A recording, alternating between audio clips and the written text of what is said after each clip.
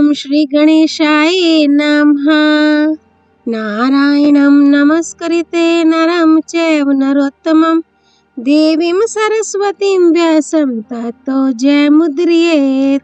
संक्षिप्त महाभारत शांति पर्व अध्याय 506 से 510। अध्याय 506 महर्षि व्यास का शंख लिखित और राजा हयग्रीव के दृष्टांत देकर युधिष्ठिर को प्रजा पालन के लिए उत्साहित करना। वैशंपायन जी कहते हैं, जन्मेजय, अर्जुन के इस प्रकार समझाने पर कुंती नंदन युधिष्ठिर ने कोई उत्तर नहीं दिया। तब महर्षि व्यास कहने लगे, स्वामी, अर्जुन का कथन बहुत ठीक है। गृहस्थ धर्म बहुत उत्तम है और शास्त्रों में उसका वर्णन किया गया है। धर्मज्ञ, तुम शास्त्रानुसार स्वधर्म का ही आचरण करो। तुम्हारे लिए घर छोड़कर वन में जाने का विधान नहीं है। देखो, देवता, पितर, अतिथि और सेवक, इन सब का निर्वाह गृहस्थ के द्वारा ही होता है। अतः तुम इन सब का पालन करो। पशु पक्षी और समस्त प्राणियों का पेट भी गृहस्थों के कारण ही भरता है, इसलिए गृहस्थ ही सबसे श्रेष्ठ है।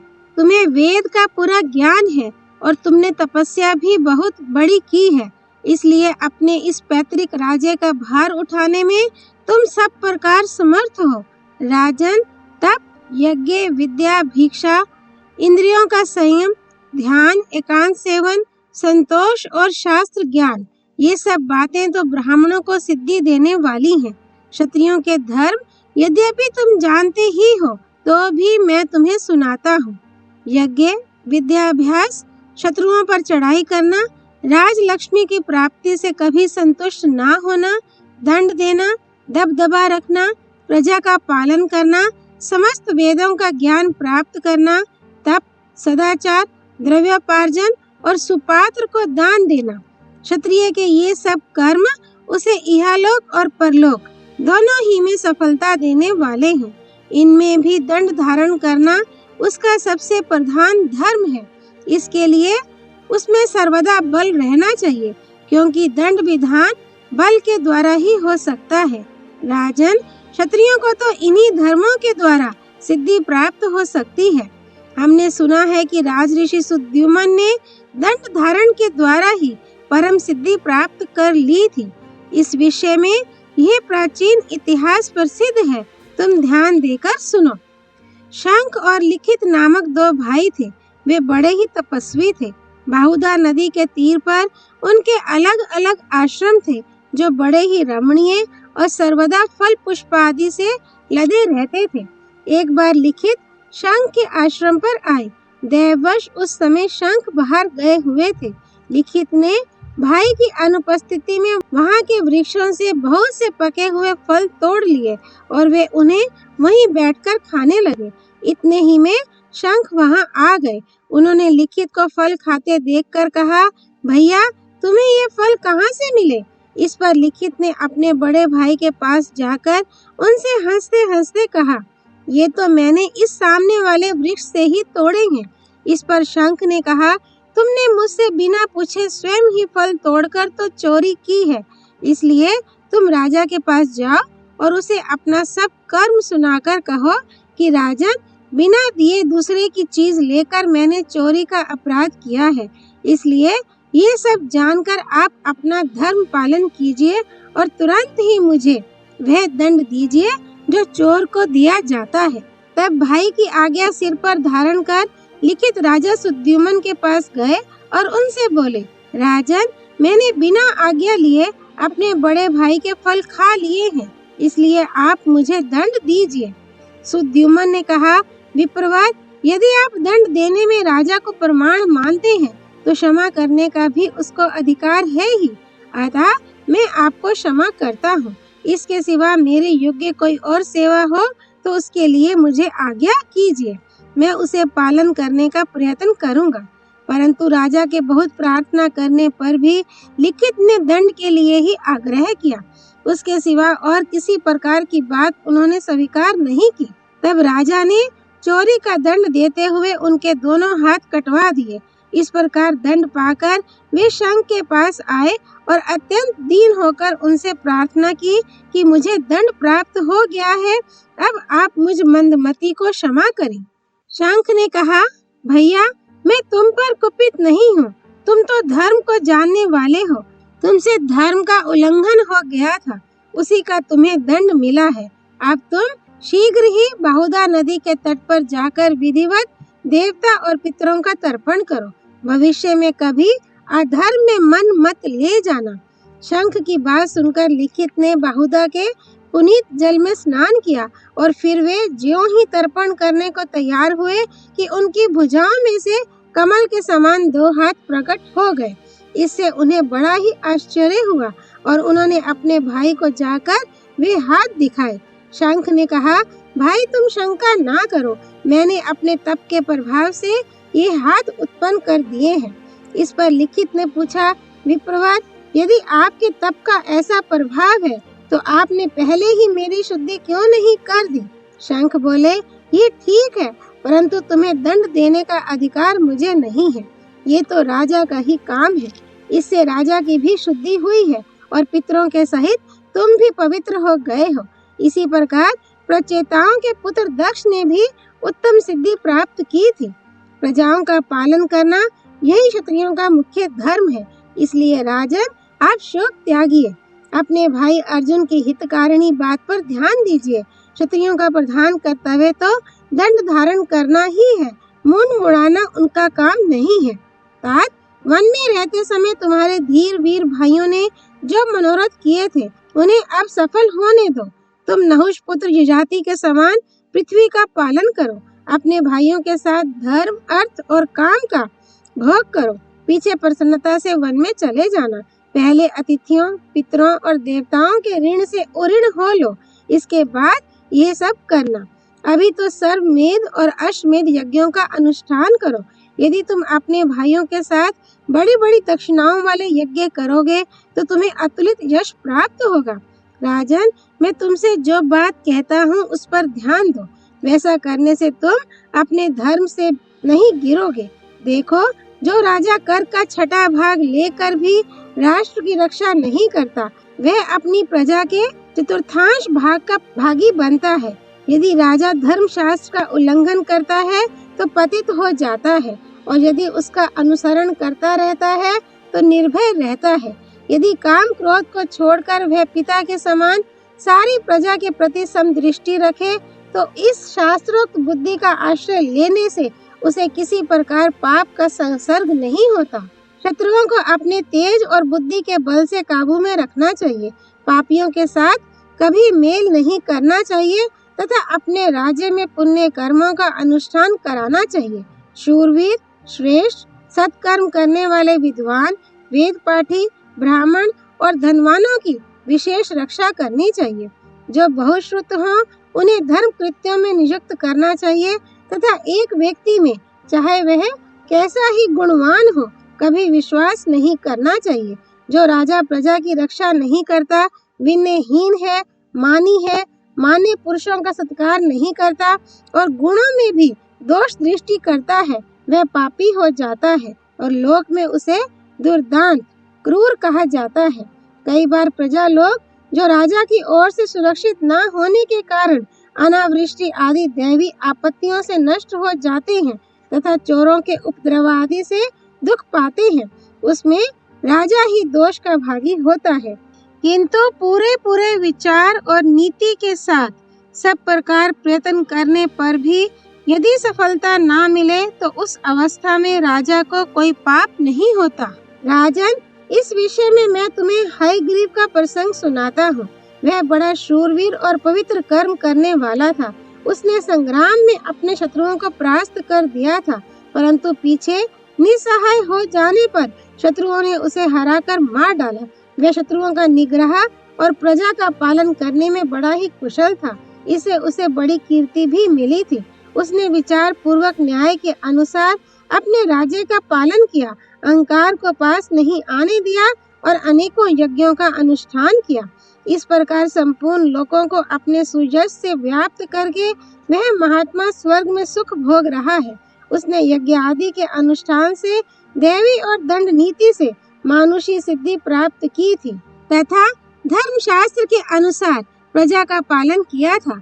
वह बड़ा विद्वान, त्यागी, श्रद्धालु और कृतज्ञ था। इस लोक में उसने अनेकों पुण्य कर्म किए और फिर देह त्याग कर उन पुण्य लोकों को प्राप्त किया जो बड़े बड़े मेधावी, विद्वान, माननीय और प्रयाग आदि तीर्थ स्थानों में शरीर छोड़ने वालों को मिलते हैं। अध्याय 507 व्यास जी का युधिष्ठिर से काल की महिमा कहना तथा युधिष्ठिर का अर्जुन के प्रति पुनः अपना शोक प्रकट करना। वैशंपायन जी कहते हैं, राजन, व्यास जी की बात सुनकर राजा युधिष्ठिर ने कहा, भगवान, इस पृथ्वी के राज्य और तरह तरह के भोगों से मेरे मन को प्रसन्नता नहीं है। मुझे तो यह शोक खाए जा रहा है।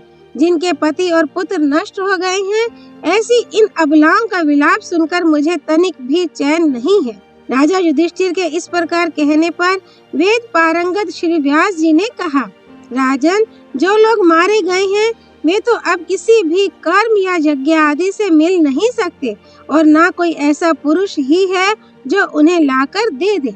बुद्धि या शास्त्राध्ययन के द्वारा असमय ही किसी विशेष वस्तु को पा लेना मनुष्य के वश की बात नहीं है। कभी कभी तो मूर्ख मनुष्य को भी उत्तम वस्तु की प्राप्ति हो जाती है। वास्तव में कार्य की सिद्धि में काल ही की प्रधानता है। शिल्प, मंत्र और औषधियां भी दुर्भाग्य के समय फल नहीं देती। समय की अनुकूलता होने पर जब सौभाग्य का उदय होता है तो वे ही सफलता और वृद्धि की निमित्त बन जाती हैं। समय आने पर ही मेघ जल बरसाते हैं। बिना समय के वृक्षों में फल फूल भी नहीं लगते तथा जब तक अनुकूल समय नहीं आता तब तक पक्षी, सर्प, मृग, हाथी और हरिणों में कामोन्माद नहीं आता। स्त्रियां गर्भ धारण नहीं करती। जाड़ा, गर्मी और वर्षा ऋतुएं नहीं आती। किसी का जन्म या मरण नहीं होता। बालक बोलना आरंभ नहीं करता। मनुष्य पर यौवन नहीं आता और बोया हुआ बीज अंकुरित नहीं होता। इसी प्रकार सूर्य के उदय और अस्त, चंद्रमा की वृद्धि और ह्रास तथा समुद्र के उतार चढ़ाव भी बिना अनुकूल समय आए नहीं होते। राजन, इस विषय में राजा सेनजित ने जो कुछ कहा था वह प्राचीन उपदेश मैं तुम्हें सुनाता हूँ। राजा ने कहा था, ये दुस्सह काल चक्र सभी मनुष्यों पर अपना प्रभाव डालता है। पृथ्वी के सभी पदार्थ समय आने पर जीर्ण होकर नष्ट हो जाते हैं। धन, स्त्री, पुत्र अथवा पिता के नष्ट हो जाने पर पुरुष, हाय कैसा दुख है, ऐसा सोचकर ही फिर उस दुख की निवृत्ति का उपाय करता है। किंतु तुम मूर्ख बनकर शोक क्यों करते हो? जो शोक रूप ही थे उनके लिए शोक क्या करना?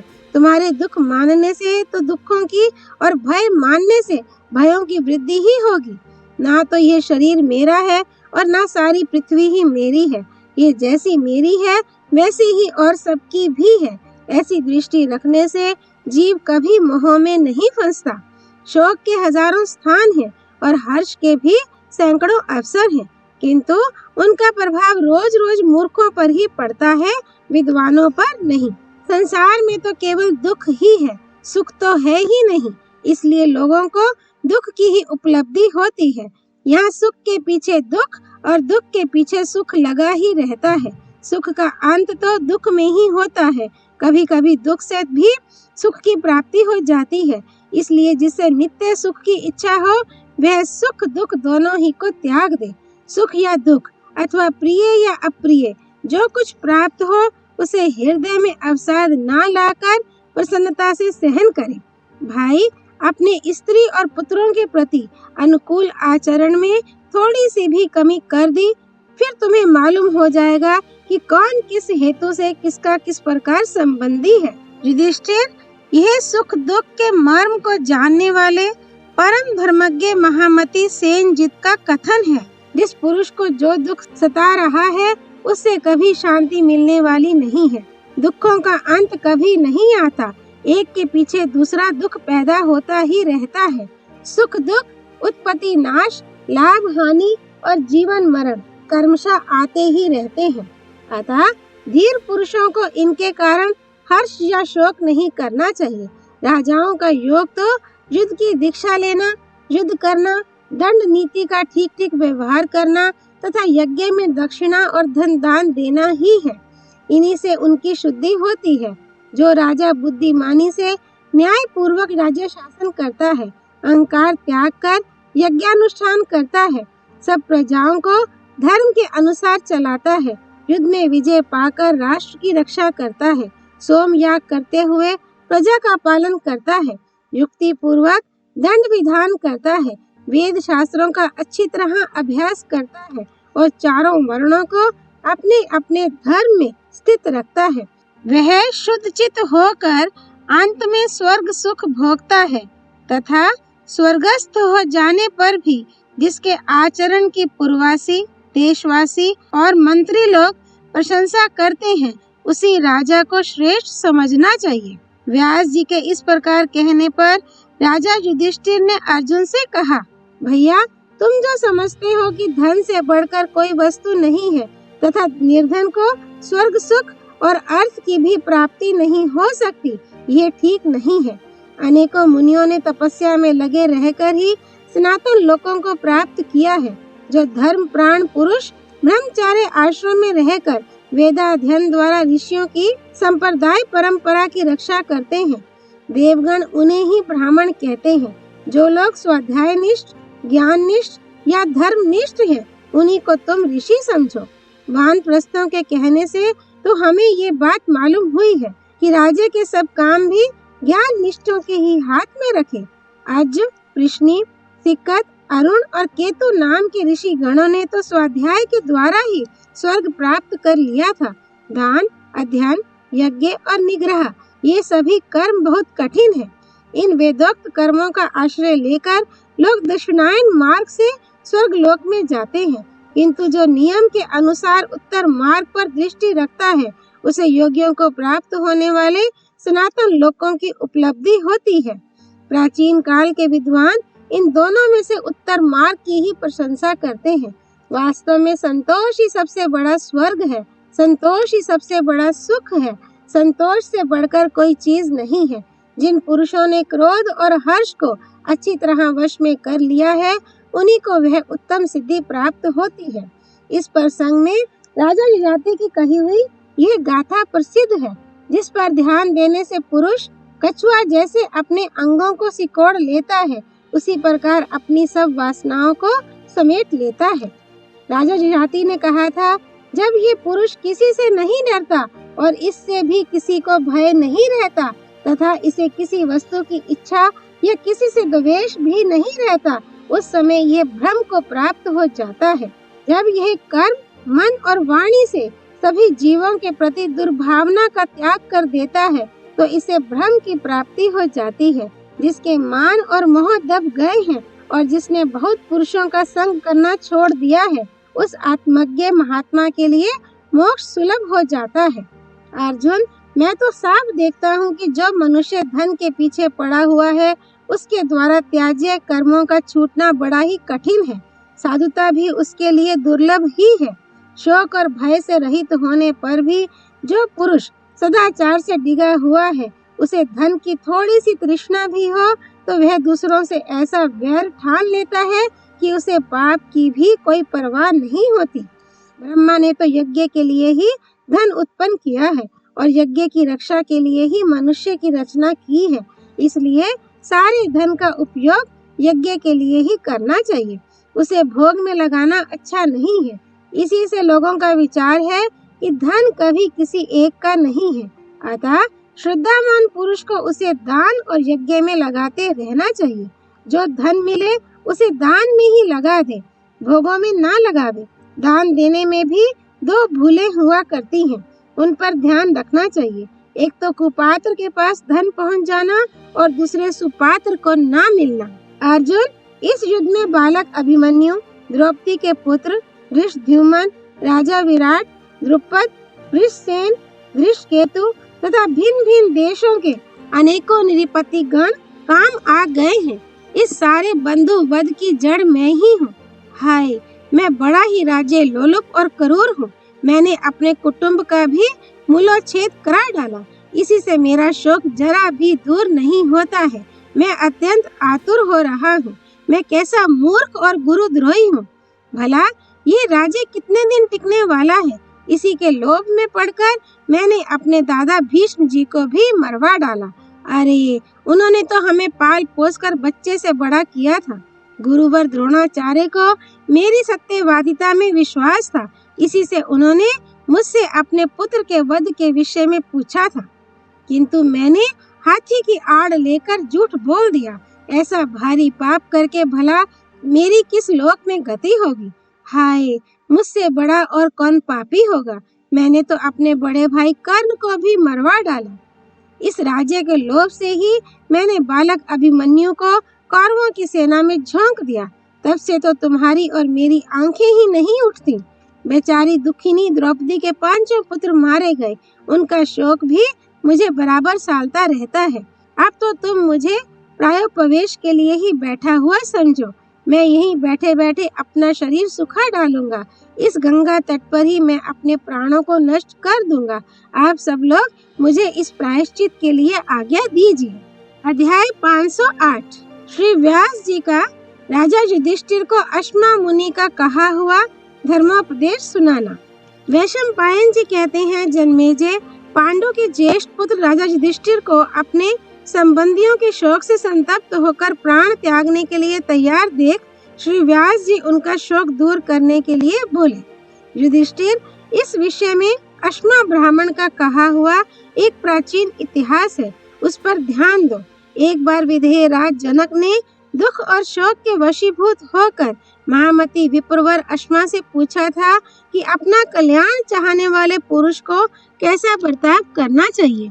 इस पर अश्मा ने कहा, राजन, यह पुरुष जैसे जन्म लेता है उसके साथ ही दुख और सुख इसके पीछे लग जाते हैं।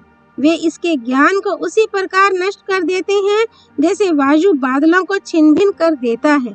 इसी से मनुष्य के हृदय में मैं कुलीन हूँ, सिद्ध हूँ, कोई साधारण मनुष्य नहीं हूँ। ये 3 बातें घुस बैठती हैं। इनके नशे में भरकर वे अपने बाप दादों से प्राप्त हुई पूंजी को लुटाकर कंगाल हो जाता है और फिर दूसरों के धन पर मन ले जाता है। उसे मर्यादा का कोई ख्याल नहीं रहता। वह अनुचित उपायों से धन जुटाने लगता है। ये देखकर राजा लोग उसे दंड देते हैं। इसलिए मनुष्य के ऊपर सुख या दुख जो कुछ आ पड़े उसे सहना ही चाहिए, क्योंकि उसे दूर करने का कोई उपाय भी तो नहीं है। अप्रियों का संयोग, प्रेमियों का वियोग, इष्ट अनिष्ट और सुख दुख, इनकी प्राप्ति प्रारब्ध अनुसार ही होती है। इसी प्रकार जन्म मरण और हानि लाभ भी दैवाधीन ही है। वैद्यों को भी रोगी होते देखा जाता है, बलवान भी कभी कभी निर्बल हो जाते हैं तथा श्रीमान भी कंगाल होते देखे गए हैं। ये काल का उलटफेर बड़ा ही अद्भुत है। अच्छे कुल में जन्म, पुरुषार्थ, आरोग्य, रूप, सौभाग्य और ऐश्वर्य, ये सब प्रारब्ध से ही मिलते हैं। जो कंगाल हैं और चाहते भी नहीं हैं, उनके तो कई कई पुत्र हो जाते हैं, और जो संपन्न हैं उन्हें एक भी नसीब नहीं होता। विधाता की करनी बड़ी ही विचित्र है।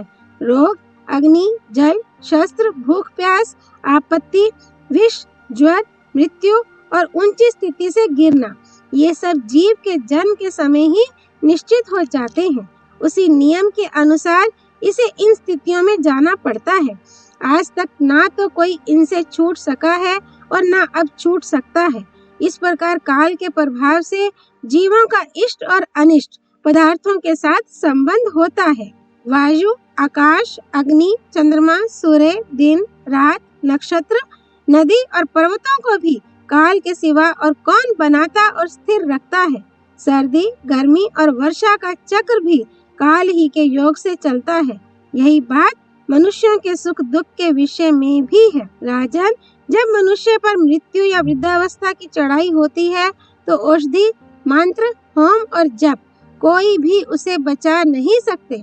जिस प्रकार समुद्र में 2 लक्कड़ कभी मिलते और कभी बिछुड़ जाते हैं, इसी प्रकार यहाँ जीवों का समागम होता है। इस संसार में हमारे माता पिता और सैकड़ों स्त्री पुत्र हो चुके हैं, परंतु सोचो तो वास्तव में वे किसके हुए और हम अपने को किसका कहें। इस जीव का ना तो कभी कोई संबंधी हुआ है और ना होगा ही। रास्ते में चलते हुए बटोहियों के समान ही हमारा स्त्री, बंधु और सुहृद गण से समागम हो जाता है। अतः विवेकी पुरुष को अपने मन में इसी पर विचार करना चाहिए कि मैं कहाँ हूँ और कहाँ जाऊँगा, कौन हूँ, यहाँ किस कारण से आया हूँ और किस लिए किसका शोक करूँ। ये संसार अनित्य है और चक्र के समान घूमता रहता है। इसमें माता पिता, भाई और मित्रों का समागम रास्ते में मिले हुए बटोहियों के समान ही है। कल्याणकामी पुरुष को चाहिए कि शास्त्र आज्ञा का उल्लंघन ना करके उसमें श्रद्धा रखे, पितरों का श्राद्ध और देवताओं का पूजन करे, यज्ञों का अनुष्ठान करे तथा धर्म, अर्थ और काम का सेवन करे। हाय, ये सारा संसार अगाध काल समुद्र में डूबा हुआ है। उसमें जरा मृत्यु जैसे विशाल ग्रह भरे हुए हैं, किंतु इसे कुछ होश ही नहीं है। वैद्य लोग भी बड़े कड़वे कड़वे काढ़े और तरह तरह के घृत पीते रहते हैं, तो भी समुद्र जैसे अपने तट का उल्लंघन नहीं करता, उसी प्रकार मृत्यु को वे भी पार नहीं कर पाते। जो रसायनों के जानने वाले वैद्य तरह तरह के रासायनिक द्रव्यों का सेवन करते रहते हैं, किंतु उन्हें भी बुढ़ापे से जर्जर होते देखा ही जाता है। इसी प्रकार तपस्वी, स्वाध्यायशील, दानी और बड़े बड़े यज्ञ करने वाले भी जरा और मृत्यु को पार नहीं कर सकते। जन्म लेने वाले सभी जीवों के दिन रात, मास, वर्ष और पक्ष एक बार बीतकर फिर कभी नहीं लौटते। मृत्यु का ये लंबा रास्ता सभी जीवों को तय करना पड़ता है। अतः ऐसा कोई भी मरण धर्मा मनुष्य नहीं है जिसे काल के वशीभूत होकर इसमें से निकलना ना पड़े। इस मार्ग में स्त्री आदि के साथ जो समागम होता है वह राहगीरों के समान कुछ ही क्षणों का है। इनमें से किसी के भी साथ मनुष्य का नित्य सहवास नहीं हो सकता। जब अपने शरीर के साथ ही इसका बहुत दिनों तक संबंध नहीं रहता तो दूसरे संबंधियों के साथ तो रह ही कैसे सकता है। राजन, आज तुम्हारे बाप दादे कहाँ गए? अब ना तो तुम ही उन्हें देखते हो और ना वे ही तुम्हें देखते हैं। स्वर्ग और नरक को तो मनुष्य इन नेत्रों से देख नहीं सकता। उन्हें देखने के लिए तो सत्पुरुष शास्त्र रूपी नेत्रों से ही काम लेते हैं। अतः तुम शास्त्र के अनुसार ही आचरण करो। मनुष्य को पहले ब्रह्मचर्य का पालन करना चाहिए, उसके बाद वे गृहस्थ आश्रम स्वीकार करके पितर और देवताओं के ऋण से मुक्त होने के लिए संतानोत्पादन और यज्ञानुष्ठान करे। ऐसे सूक्ष्मदर्शी गृहस्थ को अपने हृदय का शोक त्याग कर इहलोक, स्वर्गलोक अथवा परमात्मा की आराधना करनी चाहिए। जो राजा शास्त्रानुसार धर्म का आचरण और द्रव्य संग्रह करता है उसका संपूर्ण चराचर लोक में सुयश फैल जाता है। व्यास जी कहते हैं, युधिष्ठिर, अश्मा मुनि से इस प्रकार धर्म का रहस्य जानकर राजा जनक की बुद्धि शुद्ध हो गई। उसका सब मनोरथ पूरा हो गया और वह शोकहीन हो मुनि से आज्ञा लेकर अपने भवन को चला गया। इसी प्रकार तुम भी शोक त्याग कर खड़े हो जाओ, मन को प्रसन्न करो और शास्त्र धर्म के अनुसार जीते हुए इस पृथ्वी के राज्य को भोगो। अध्याय 509। श्री कृष्ण का नारद जी द्वारा सृंजय के प्रति कहे हुए अनेकों राजाओं के दृष्टांत सुनाकर राजा युधिष्ठिर को समझाना। वैशंपायन जी बोले, राजन, व्यास जी का यह उपदेश सुनकर राजा युधिष्ठिर ने कुछ भी नहीं कहा। उन्हें चुप देखकर अर्जुन ने श्री कृष्ण से कहा, माधव, धर्मराज युधिष्ठिर बंधुओं के शोक से अत्यंत पीड़ित हैं। ये शोक सागर में डूबे जा रहे हैं, आप उन्हें ढाढ़स बंधाइए। अर्जुन के इस प्रकार कहने पर कमल नयन श्री कृष्ण राजा युधिष्ठिर के पास जाकर बैठ गए। धर्मराज श्री कृष्ण की बात टाल नहीं सकते थे, क्योंकि बचपन से ही श्री कृष्ण के प्रति उनकी अर्जुन से भी बढ़कर प्रीति थी। तब श्री श्याम सुंदर ने उनका हाथ पकड़कर उन्हें अपने वचनों से प्रसन्न करते हुए कहा, राजन, अब आप शोक ना करें, ये आपके शरीर को सुखाए देता है। जो लोग इस रणांगण में मारे गए हैं उनका मिलना तो अब संभव है ही नहीं। जिस प्रकार जगने पर स्वप्न में प्राप्त होने वाले सब लाभ व्यर्थ हो जाते हैं, उसी प्रकार इस महायुद्ध में जो क्षत्रिय मारे गए उन्हें तो तुम गए हुए ही समझो। उन सभी ने बड़े बड़े वीरों के साथ लोहा लेकर अपने प्राण त्यागे हैं। शस्त्रों से मारे जाने के कारण वे सब स्वर्ग को ही गए हैं। आप उनके लिए शोक ना करें। वे सभी बड़े शूरवीर, शास्त्र धर्म में तत्पर रहने वाले और वेद वेदांगों के पारदर्शी थे। उन्होंने वीरों के योग्य उत्तम गति पाई है, इसलिए आप किसी प्रकार की चिंता ना करें। इस विषय में मैं आपको एक प्राचीन प्रसंग सुनाता हूँ। एक बार राजा सृंजय पुत्र शोक में डूबे हुए थे। उस समय उनसे श्री नारद जी ने कहा, सृंजय, सुख दुख से तो मैं, तुम और सारी प्रजा में से कोई भी छूटा हुआ नहीं है, इसलिए इसके लिए क्या शोक किया जाए। तुम अपने शोक को शांत करो और मैं जो बात कहता हूँ उस पर ध्यान दो। ये प्राचीन राजाओं का बड़ा मनोहर प्रसंग है। इसे सुनने से क्रूर ग्रहों का शमन होता है और आयु की वृद्धि होती है। राजन, हम लोग सुनते ही हैं कि राजा सुहोत्र मर गया। वह बड़ा ही अतिथि सेवी था। इंद्र ने 1 साल तक उसके राज्य में सुवर्ण की वर्षा की थी। उसके राज्य काल में पृथ्वी का वसुमती नाम चरितार्थ हो गया था। नदियों में भी उस समय सुवर्ण ही बहता था। इंद्र ने उनके कछुए, केकड़े, नाके, मगर और शिशुकों को भी सोने का कर दिया था। राजा सुहोत्र ने उस सारे सुवर्ण को कुरुजांगल देश में इकट्ठा कराया और एक भारी यज्ञ का आयोजन करके उसे ब्राह्मणों को दे दिया। सृंजय, वह अर्थ, धर्म, काम, मोक्ष चारों ही में तुम्हारी अपेक्षा श्रेष्ठ था और तुम्हारे पुत्र से भी अधिक पुण्यवान था, किंतु अंत में मर वह भी गया। इसलिए तुम्हें अपने पुत्र का शोक नहीं करना चाहिए। सृंजय, उसी नर के पुत्र शिवे के मरने की बात भी हमने सुनी ही है। प्रजापति ब्रह्मा जी भी राज्य का भार संभालने में उसके समान किसी दूसरे भूत या भावी राजा को नहीं समझते थे। तुम्हारा पुत्र तो ना दक्षिणा देने वाला था और ना यज्ञ करने वाला। तुम्हारी तथा तुम्हारे पुत्र की अपेक्षा तो वह अर्थ, धर्म, काम और मोक्ष चारों बातों में बढ़ चढ़कर था, किंतु वह भी मर ही गया। इसलिए तुम अपने पुत्र के लिए शोक ना करो। दुष्यंत के पुत्र भरत ने 1000 अश्वमेध और 100 राजस्व यज्ञ किए थे। वह भी तुमसे और तुम्हारे पुत्र से अर्थ आदि चारों बातों में बड़ा चढ़ा था, किंतु वह भी काल के गाल में चला ही गया। इसलिए तुम अपने लड़के के लिए शोक मत करो। सृंजय, सुना जाता है कि दशरथ नंदन राम प्रजा को अपनी संतान के समान पालते थे।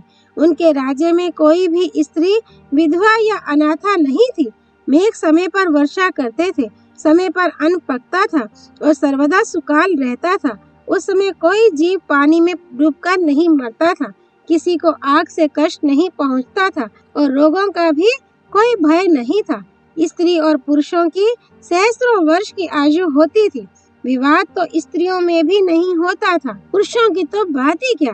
प्रजा सर्वदा धर्म में तत्पर रहती थी और सब लोग संतुष्ट, पूर्णकाम, निर्भय, स्वेच्छानुसार आचरण करने वाले एवं सत्यवादी थे। जब तक उन्होंने राज्य किया, वृक्ष सर्वदा फल फूलों से लदे रहे और गौएं धोनी भरकर दूध देती रहीं। उन्होंने बड़ी बड़ी दक्षिणाओं वाले 10 अश्वमेध यज्ञ किए थे, जिनमें आने जाने के लिए किसी को भी रोक टोक नहीं थी। महाभाऊ राम नित्य नव यौवनशाली, श्याम वन, अरुण नयन, आजानुबाहु, सुंदर मुख वाले और सिंह के समान कंधों वाले थे। उन्होंने 11,000 वर्षों तक अयोध्या का राज्य किया था। जब वे भी परलोक सिधार गए तो तुम्हारे पुत्र की तो बात ही क्या है। तुम उसके लिए शोक ना करो। हम सुनते हैं राजा भगीरथ भी नहीं रहा। उसने यज्ञानुष्ठान करते समय सुवर्ण के आभूषणों से लदी हुई 10 लाख कन्याएं दक्षिणा में दान कर दी थी। उनमें से प्रत्येक कन्या रथ में बैठी हुई थी। प्रत्येक रथ में 4-4 घोड़े थे और उसके पीछे सुवर्ण तथा कमल की मालाओं से विभूषित 100-100 हाथी थे। एक एक हाथी के पीछे 1000-1000 घोड़े चल रहे थे तथा एक एक घोड़े के पीछे 1000-1000 गौएं और प्रत्येक गांव के साथ 1-1000 भेड़ और बकरियां थी। तीनों लोकों में प्रवाहित होने वाली गंगा जी उनकी पुत्री होकर प्रकट हुई थी। इसी से वे भागीरथी कहलाई। किंतु देखो, वे भी मर ही गए। इसलिए अपने पुत्र के लिए तुम शोक मत करो। सृंजय, सुना जाता है राजा दिलीप भी जीवित नहीं रहे। उनके महान कर्मों का तो ब्राह्मण लोग अब तक बखान करते हैं। उन्होंने जब यज्ञानुष्ठान किया था तो इंद्र आदि देवताओं ने प्रत्यक्ष होकर उसमें भाग लिया था। उनके यज्ञ पात्र और यूप भी सोने के थे तथा उनके यज्ञोत्सव में 6000 देवता और गंधर्वों ने 7 स्वरों के अनुसार नृत्य किया था। जिन लोगों ने उन सत्यवादी महात्मा दिलीप का दर्शन किया था वे भी स्वर्ग के अधिकारी हो गए थे। उनके राजमहलों में वेद ध्वनि, धनुष की प्रत्यंचा की टंकार और याचकों का कोलाहल, ये 3 शब्द कभी बंद नहीं होते थे, किंतु मृत्यु ने उन्हें भी नहीं छोड़ा। इसलिए तुम अपने पुत्र के लिए शोक मत करो। युवनाश्व के पुत्र राजा मांधाता भी मर ही गए। उनके पिता ने भूल से यज्ञ का अभिमंत्रित जल पी लिया था, इसी से उन्होंने पिता के उदर से ही जन्म लिया। वे बड़े ही वैभवशाली और त्रिलोक विजयी थे। उनका रूप साक्षात देवताओं के समान था। उन्हें राजा युवनाश्व की गोद में लेटा देखकर देवताओं में आपस में चर्चा होने लगी कि यह बालक किसका स्तनपान करेगा। तब इंद्र ने कहा, माँ धाता मेरा दूध पिएगा। ऐसा कहकर उन्होंने उसका नाम मांधाता रख दिया। इसी समय इंद्र के हाथ से दूध की धारा निकलने लगी और उसे उन्होंने उस बालक के मुंह में छोड़ा। उसे पीने से वह एक ही दिन में 100 पल बढ़ गया और 12 दिन में ही 12 वर्ष का सा जान पड़ने लगा। यह बालक बड़ा ही धर्मात्मा, शूरवीर और युद्ध में इंद्र के समान पराक्रमी हुआ। इसने राजा अंगार, मरुत, गय, अंग और बृहद्रथ को भी परास्त कर दिया था। सूर्य के उदय स्थान से लेकर अस्त होने के स्थान तक सारा देश राजा मांधाता के ही अधिकार में था। उन्होंने 100 अश्वमेध और 100 राजसूय यज्ञ किए थे तथा 10 योजन लंबे और 1 योजन ऊंचे सोने के मत्स्य बनवाकर ब्राह्मणों को दान किए थे। किंतु आज उन परम प्रतापी मांधाता का भी कहीं नाम निशान नहीं है। फिर तुम अपने पुत्र के लिए शोक क्यों करते हो? श्रींजय, नाभाग के पुत्र राजा अम्बरीश अब नहीं रहे हैं, यह बात भी सुनी ही जाती है।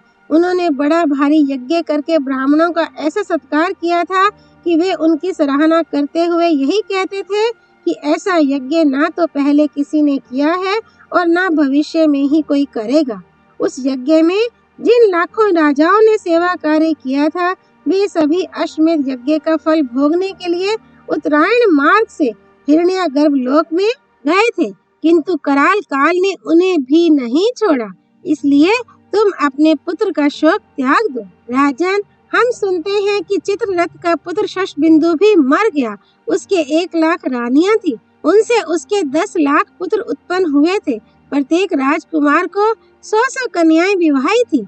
प्रत्येक कन्या के पीछे 100 हाथी थे और एक हाथी के साथ 100 रथ थे। एक रथ के पीछे 100 घोड़े थे और एक घोड़े के पीछे 100 गौवें थी। इसी क्रम से एक गौ के पीछे 100 भेड़ें दहेज में मिली थी। किंतु महाराज शशबिंदु ने एक अश्वमेध यज्ञ में ये सारा धन ब्राह्मणों को दान कर दिया था। तुमसे तो वह राजा अर्थ, धर्म, काम, मोक्ष चारों बातों में बड़ा चढ़ा था। वह भी मृत्यु के मुख में चला ही गया। इसलिए तुम यह पुत्र शोक त्याग दो। श्रींजय, अमूर्तया के पुत्र गय की मृत्यु के विषय में भी हम सुनते ही हैं। एक बार यज्ञ में अग्निदेव उनसे प्रसन्न हुए और उनसे वर मांगने को कहा। तब गय ने कहा कि अग्निदेव, आपकी कृपा से मेरे पास अक्षय धन हो, धर्म में मेरी श्रद्धा रहे और सत्य में मन का अनुराग हो। इस प्रकार अग्निदेव की कृपा से उनके सभी मनोरथ पूर्ण हो गए। उन्होंने 1000 वर्ष तक पूर्णिमा, अमावस्या और चातुर्मासी में अनेकों बार अश्वमेध यज्ञों का अनुष्ठान किया और 1000 वर्ष तक ही नित्य प्रति प्रातः काल उठकर 1 लाख गौवें और 100 खच्चर ब्राह्मणों को दान किए। किंतु अंत में काल ने उन्हें भी नहीं छोड़ा। इसलिए तुम अपने पुत्र का शोक त्याग दो। राजन, इक्ष्वाकु के वंश में उत्पन्न हुए राजा सगर अब संसार में नहीं है, ये हम सुनते ही हैं। इनके 60,000 पुत्र थे जो उनके पीछे पीछे चलते थे। अपने बाहुबल से उन्होंने इस पृथ्वी पर एक छत्र राज्य स्थापित किया था और 1000 अश्वमेध यज्ञ करके देवताओं को तृप्त किया था। उन यज्ञों में उन्होंने ब्राह्मणों को सोने के महल दान किए थे। उन्होंने समुद्र पर्यंत सारी पृथ्वी खुदवा डाली थी तथा उनके नाम के अनुसार ही समुद्र का सागर नाम पड़ा है, परंतु अंत में वे भी मर ही गए। इसलिए तुम अपने पुत्र के लिए शोक ना करो। सृंजय, वेन के पुत्र राजा पृथु का देह भी आज नहीं है।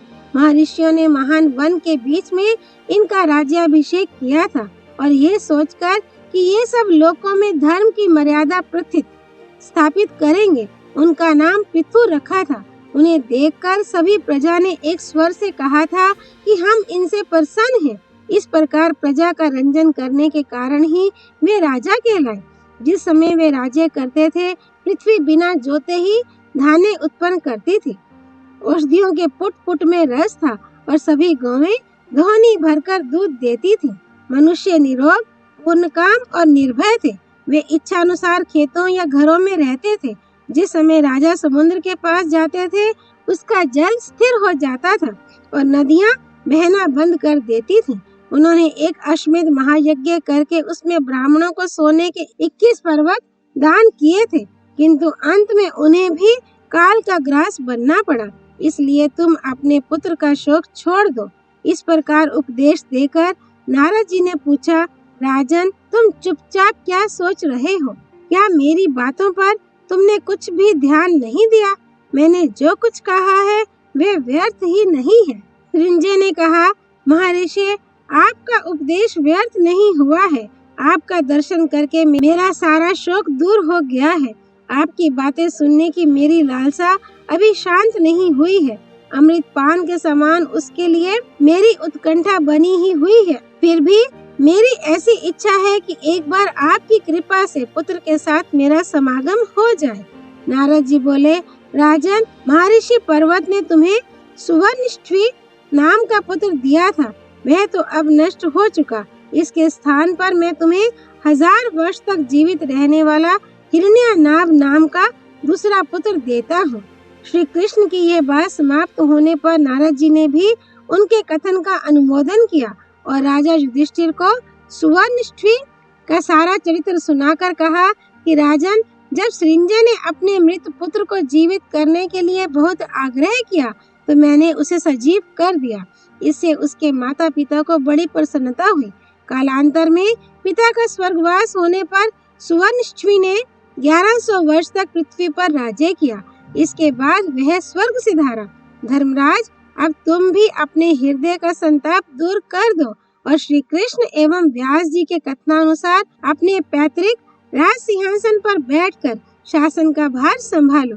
ये सब करते हुए यदि तुम बड़े बड़े यज्ञों का अनुष्ठान करोगे तो अपने अभिष्ट लोक प्राप्त कर लोगे। अध्याय 510।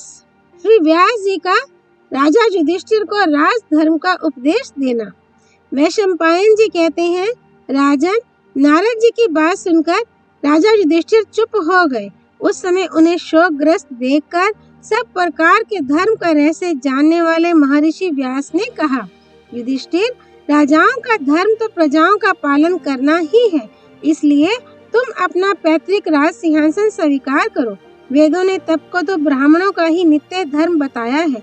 क्षत्रिय तो सब प्रकार के धर्म की रक्षा करने वाला ही है। जो मनुष्य विषयासक्त होकर धर्म विधि का उल्लंघन करता है वह लोक मर्यादा का विघातक है। क्षत्रिय को अपने बाहुबल से उसका दमन करना चाहिए। जो व्यक्ति मोहवश शास्त्र प्रमाण को ना माने वह अपना सेवक हो, पुत्र हो, तपस्वी हो अथवा कोई भी क्यों ना हो, उस पापी का सब प्रकार दमन करे और उसे नष्ट कर दे।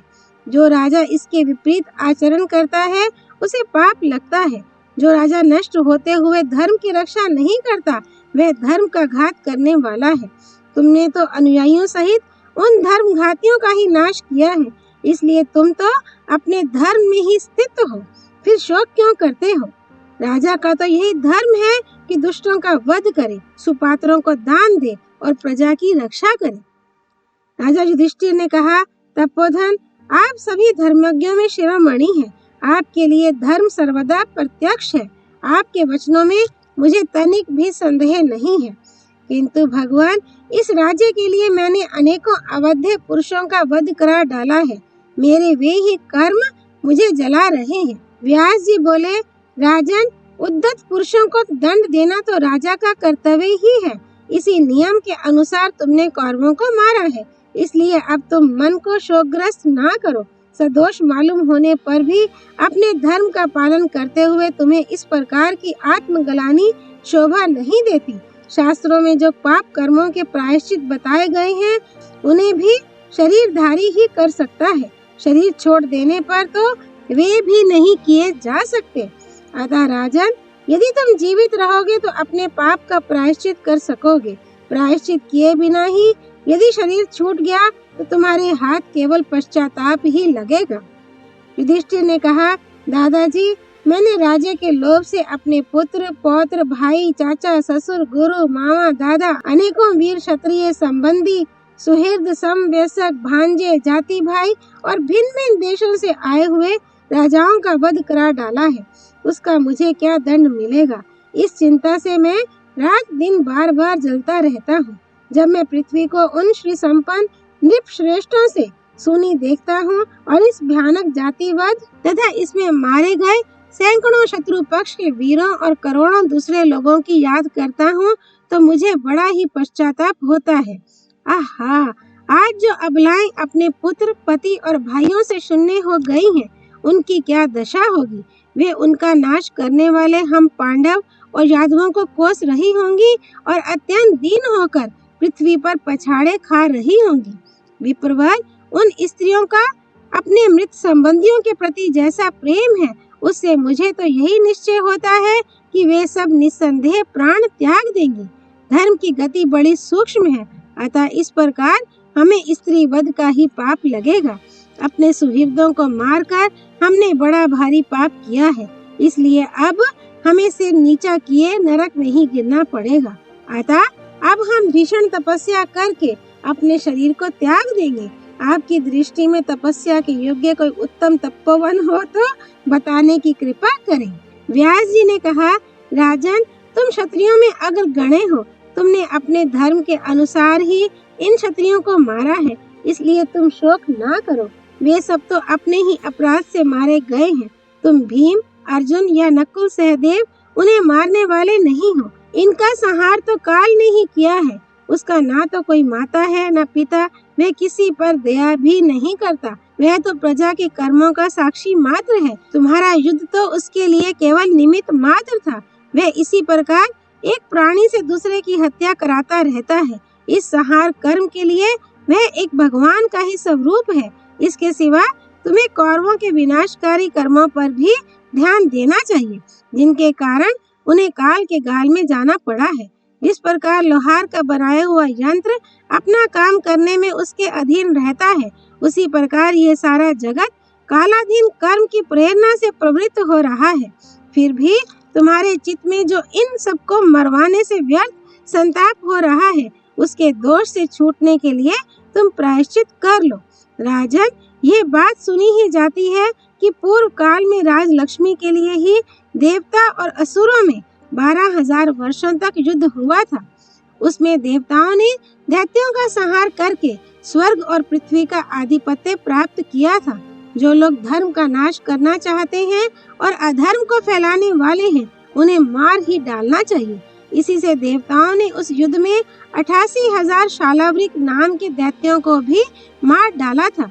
यदि एक पुरुष को मारकर कुटुंब के शेष व्यक्तियों को सुख मिले अथवा एक कुटुंब का सफाया करने से देश में शांति स्थापित हो, तो उसे नष्ट करने में कोई दोष नहीं है। राजन, किसी समय अधर्म दिखाई देने वाला कर्म ही धर्म हो जाता है और धर्म दिखाई देने वाला अधर्म बन जाता है।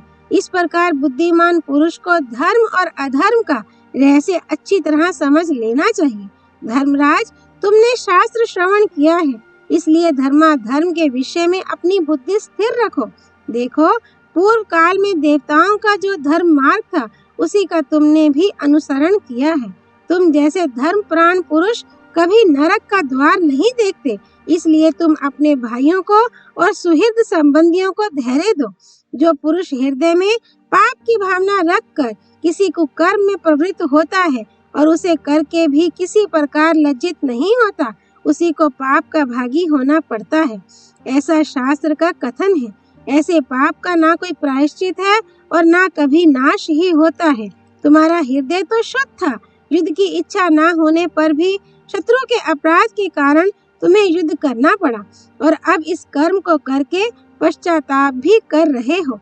इसके लिए अश्वमेध यज्ञ बड़ा अच्छा प्रायश्चित है। उसका अनुष्ठान करो, तुम निष्पाप हो जाओगे। इंद्र ने भी मरुतों की सहायता से अपने शत्रुओं को परास्त करके एक के बाद एक इस प्रकार 100 अश्वमेध यज्ञ किए थे। इसी से वे शतक्रतु नाम से प्रसिद्ध हुए। इस प्रकार स्वर्ग पर आधिपत्य प्राप्त करके उन्होंने पापों से छुटकारा पाया था। स्वर्ग लोक में देवता और ऋषि भी उनकी उपासना करते हैं। तुमने भी इस वसुंधरा को अपने पराक्रम से प्राप्त किया है और अपने बाहुबल से ही तुमने राजाओं को परास्त किया है। अब तुम अपने मित्रों के साथ उनके देश और राजधानियों में जाकर उनके भाई, पुत्र या पौत्रों को अपने अपने राज्य पर अभिषिक्त करो। जिन राजाओं के उत्तराधिकारी अभी गर्भ ही में हैं, उनकी प्रजा को समझा बुझाकर सांत्वना दो। इस प्रकार सभी प्रजा का मनोरंजन करते हुए पृथ्वी का पालन करो। जिन राजाओं के पुत्र नहीं हैं, उनकी गद्दी पर पुत्री का ही अभिषेक कर दो। भरत श्रेष्ठ, इस तरह सारे राज्य में शांति स्थापित कर तुम असुर विजयी इंद्र के समान अश्वमेध यज्ञ द्वारा भगवान का यजन करो। राजन, इस युद्ध में जो क्षत्रिय मारे गए हैं, उनके लिए तुम्हें शोक नहीं करना चाहिए। वे तो काल की शक्ति से मोहित होकर अपने ही कुकर्मों के कारण मौत के मुख में पड़े हैं। उन्हें शास्त्र धर्म के पालन का पूरा फल प्राप्त हुआ है। ये निष्कंटक राज्य मिला है। इसका पालन करते हुए तुम धर्म की रक्षा करो। मरने पर कल्याण करने वाली यही चीज है। ओम तत्सत। नर नारायण भगवान श्री कृष्ण की जय। भगवती सरस्वती देवी की जय। भगवान व्यास अवतार श्री कृष्ण द्वैपायन की जय। श्री हरि अर्पणमस्तु।